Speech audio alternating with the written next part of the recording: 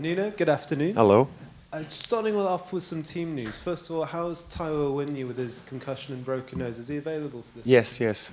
He's clear of his protocol, the concussion protocol, so he's available. He'll have to wear a mask, but he's okay. How's he finding the mask? Is it uncomfortable? How's he been in training? Yeah, it's always something that bothers, but he's trying to get used to it. And also Nico is using also. It's always bothers, but I think he'll be able okay. That's good news. Any other injury concerns ahead of Newcastle? No. Assessing players, the normal. Fair enough. Looking ahead to Newcastle, Yeah. Where do you want to see kind of the biggest improvements from the game against Fulham last week? All over the place. All over the place. We have to play better. We have to compete better. Was not the best one. That's what we've been trying to do.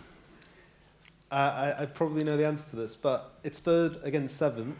Do you think this could be a big game in terms of European football? I think not only these games, but we are reaching the moment of the season that everybody and all the situations will decide. So everybody will be fighting for their own objectives. It's where everything is decided. I think the last 10 games. So we starting closer to achieve that. Because it is getting to that point in the season. Yeah. Does it feel kind of that extra? It's not only this season. It's all the seasons. Yeah. Is when everything happens. Can I ask you about Elliot Anderson in terms of course, facing his former club? First of all, how do you think he's settled in now over kind of since the summer arriving? Still a young man. How do you think he's settled? I think he settled on pretty well. I think the squad has helped him. He's happy and he's playing really good.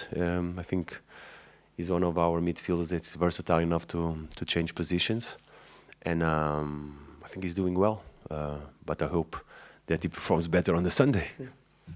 Did you get a sense it was a bit of a shock for him when he first arrived? You know, leaving his boyhood club, maybe didn't expect to. No, I didn't think so. I didn't notice that. I think immediately we went to Spain, and it was a good moment in the pre-season that the squad integrated new players, and I think immediately he was comfortable and enjoying himself. And where do you want to see him improve in the next kind of 12 months, in the next, or even immediate future? Where do you think the biggest improvements? He has a long way. He's very young. He's very talented. There's no doubt about it. But so many details to improve. But I think he's putting his effort on it, and you can see that he's doing well. Thank you very much. Thank you, Dan. Ivan, please. Nuno, hi. I think you mentioned that last week about the team needing to be stronger in this phase of the season. You just touched on it as well. In what ways do you want to see your team be stronger? In all the aspects of the game. I think we've been able this season to compete really well. And this is what we expect for the final stages of the season, knowing that each time the opponents will seem harder, the games will be more difficult. And this is what I mean. We have to be stronger and deal with what is all around. You know, the expectations, our own beliefs, moments of the players in terms of performance that sometimes you cannot sustain. That is what means being stronger in all the aspects. I know your mantra is one game at a time, and I get that.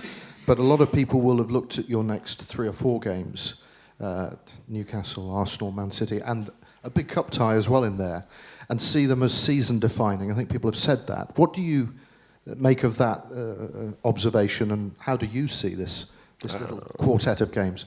I don't change my approach. I know what I think we have more than everything. I think we have to keep the same routine, approaching day by day, trying to look at all the details that can enable us to compete well. This is what we are focused on.